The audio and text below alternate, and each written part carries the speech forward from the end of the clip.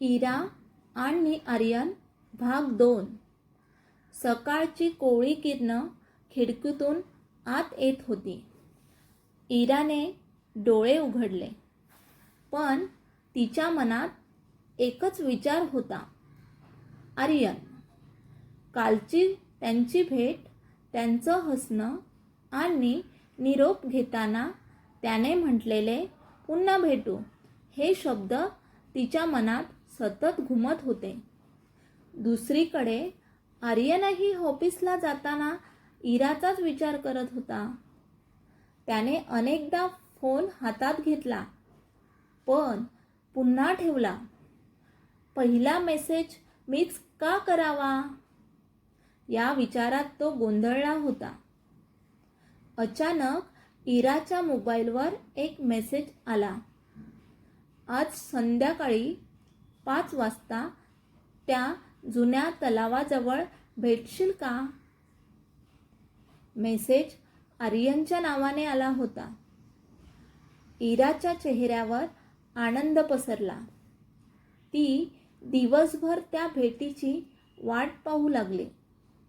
संध्याकाळी ती तलावाजवळ पोचली, पण आर्यन तिथे नव्हता. ती वाट पाहत राहिली. अर्धा तास, 1 तास. तेवढ्यात तिने दुरून आर्यनला एक मुलीसोबत हसताना पाहिलं. तिच्या डोळ्यात अश्रू आले. तिला वाटलं, माझ्यासाठी वेळ नाही, पण तिच्यासाठी आहे. राग आणि दुःखाने ती तिथून निघून गेली. खरं तर ती मुलगी आर्यनची चुलत बहीण सायली होती, जी अनेक वर्षांनी परदेशातून परत आली होती. पण इराला हे माहिती नव्हतं. रात्री आर्यनने इराला अनेकदा फोन केला, पण प्रत्येक वेळी फोन कट झाला. आर्यन विचारात पडला. अचानक काय झालं असेल? त्याच वेळी इराने ठरवलं, आजपासून मी आर्यनपासून दूर राहणार. तिच्या या निर्णयाने त्यांच्या प्रेमाची पहिली मोठी परीक्षा सुरू झाली. दुसऱ्या दिवशी सकाळी इरा नेहमीप्रमाणे ऑफिसला गेली. चेहऱ्यावर हसू होतं, पण मन मात्र पूर्णपणे तुटलं होतं. प्रत्येक क्षणी तिला तलावाजवळ ते दृश्य आठवत होतं. आर्यन आणि ती अनोळखी मुलगी. आर्यनने दिवसभर अनेक वेळा फोन केला. प्रत्येक वेळी इराने फोन उचलला, शांतपणे मोबाईल बाजूला ठेवला. संध्याकाळी आर्यनने तिच्या ऑफिस बाहेर जाऊन वाट पाहिली. इरा बाहेर आली. आर्यनला पाहताच ती थांबली, पण लगेच दुसऱ्या दिशेने चालू लागली. इरा, फक्त 2 मिनिटं थांब, मला तुझ्याशी बोलायचं आहे, आर्यनने विनंती केली. इरा न थांबता म्हणाली, आता बोलण्यासारखं काहीच उरलेलं नाही. आर्यनही तिच्यासमोर उभा राहिला. तू माझ्यावर रागावली आहेस, पण कारण तरी सांग. इराच्या डोळ्यात अश्रू आले.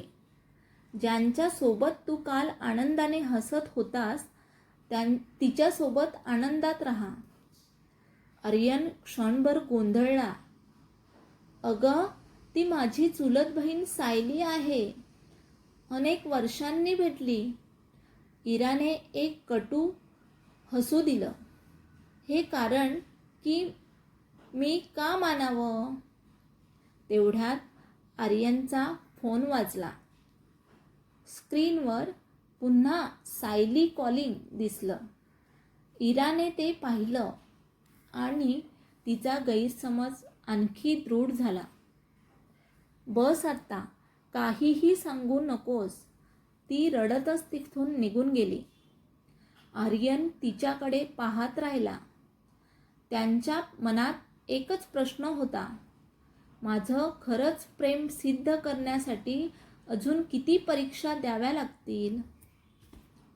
त्या रात्री इराने त्याच्या दोघांचे फोटो मोबाईलमधून हटवले, पण प्रत्येक फोटो डिलीट करताना तिच्या डोळ्यातून अश्रू वाहत होते. दुसऱ्या दिवशी ऑफिसमध्ये नवीन प्रोजेक्ट मॅनेजरची ओळख करून देण्यात आली. मित्र हे आहेत विवेक शांत, समजूतदार आणि आत्मविश्वासू होता. त्याने सर्वांशी ओळख करून घेतली. इराशी बोलताना त्याला तिच्या चेहऱ्यावरचं दुःख जाणवलं. त्याच्या क्षणी कथेत एका नव्या व्यक्तीचा प्रवेश झाला आणि इथून इरा, आर्यन आणि विवेक यांच्या आयुष्यातील एक नवीन वळण सुरू झालं. विवेकच्या येण्याने ऑफिसचं वातावरण बदललं होतं. तो सर्वांशी प्रेमाने वागत होता. काही दिवसातच त्यांची आणि इराची चांगली मैत्री झाली. एक दिवस दुपारच्या जेवणाच्या वेळी विवेकने विचारलं, इरा, तू नेहमी हसत असतेस, पण तुझ्या डोळ्यात खूप दुःख दिसतं. काही त्रास आहे का? इराने सुरुवातीला काहीच बोललं नाही, पण मनातलं साचलेलं दुःख तिला शांत बसू देईना.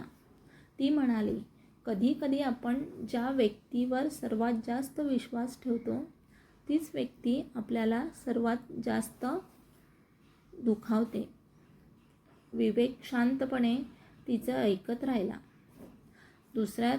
दुसरीकडे आर्यन प्रत्येक दिवस इराची वाट पाहत होता.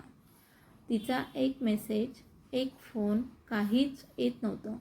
शेवटी त्याने एक पत्र लिहिलं, इरा, जर माझी चूक असेल तर शिक्षा दे, पण मला माझं सत्य सांगण्याची एक संधी तरी दे.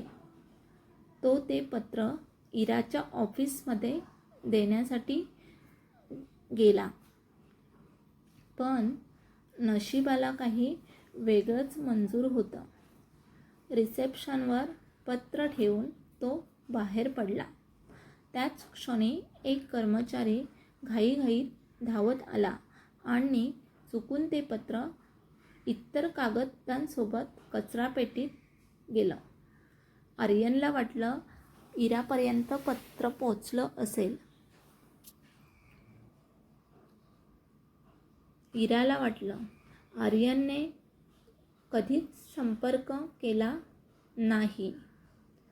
संध्याकाळी विवेकने इराला कॉफीसाठी विचारलं. इराने बराच विचार करून होकार दिला.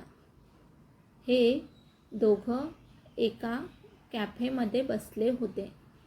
तेवढ्यात योगायोगाने आर्यनही त्याच कॅफेमध्ये आला. त्याच्या नजरेसमोर इरा आणि विवेक हसत बोलताना दिसले. आर्यनच्या हातातून कॉफीचा कप खाली पडला. त्याच्या मनात एकच विचार आला, माझी जागा आता दुसऱ्या कोणीतरी घेतली का? दूर बसलेल्या इराने आवाज ऐकून मागे पाहिलं.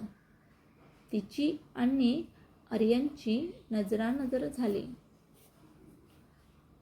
क्षणभर दोघेही स्तब्ध झाले, पण कोणीच एक पाऊल पुढे टाकलं नाही. दोघांच्या डोळ्यात प्रेम होतं, पण गैरसमज त्याहून मोठा झाला होता. एक सत्य जे सर्व काही बदलून टाकणारं होतं. आर्यन कॅफेबाहेर निघून गेला, पण त्याच्या डोळ्यात निराशा स्पष्ट दिसत होती. इरालाही त्याला थांबवावंसं वाटलं, पण मनातील गैरसमज तिच्या पायांना पुढे जाऊ देत नव्हता. दुसऱ्या दिवशी ऑफिसमध्ये विवेकने इराला एक फाईल दिली. ही कालच्या प्रोजेक्टची कागदपत्र आहेत. रिसेप्शनमध्ये पडली होती. इराने फाईल उघडली. त्यातून एक दुमडलेलं पत्र खाली पडलं. तिने ते उघडलं. इरा, जर माझी चूक असेल तर शिक्षा दे, पण माझं सत्य एकदा तरी ऐक. त्या दिवशी माझ्यासोबत असलेली मुलगी माझी चुलत बहीण सायली होती. तुझ्याशिवाय माझ्या आयुष्यात दुसरं कोणीही नाही. पत्र वाचताना इतरांच्या डोळ्यातून अश्रू वाहू लागले. मी किती मोठा गैरसमज केला. ती स्वतःशीच पुटपुटली. त्याच क्षणी तिने आर्यनला फोन केला, पण फोन बंद होता. घाबरून ती त्याच्या घरी पोचली. दार उघडलं. आर्यनच्या आईने. त्यांच्या डोळ्यात पाणी होतं. त्या थरथरत्या आवाजात म्हणाल्या, आर्यन काल रात्री अपघातात जखमी झाला आहे. तो हॉस्पिटलमध्ये आहे. इराच्या हातातून मोबाईल खाली पडला. ती रडतच हॉस्पिटलकडे धावली. हॉस्पिटलच्या ICUच्या दारासमोर उभी राहून तिने मनात एकच प्रार्थना केली, देवा, फक्त एकदा आर्यनला बरा कर. यावेळी मी त्याला कधीच गैरसमजणार नाही. पुढचा भाग पाहण्यासाठी चॅनलला सबस्क्राईब करा.